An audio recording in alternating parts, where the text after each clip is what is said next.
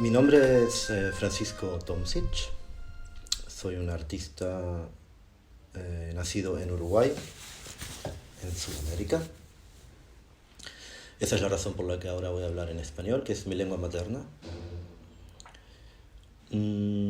Estamos en mi estudio en Isola, un pequeño pueblo en la costa de Eslovenia, a donde me mudé hace 4 años. El proyecto en el que estoy trabajando o que voy a desarrollar en la residencia para Megalitze gira en torno a la cuestión del retrato. El retrato es central en mi práctica, no es mi única práctica, pero es central en mi práctica y tiene varias funciones.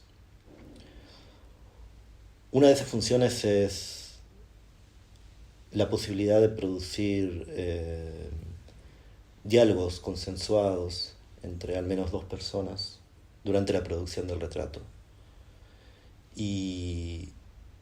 construir nociones complejas de memoria vinculadas a un objeto. En este caso quiero combinar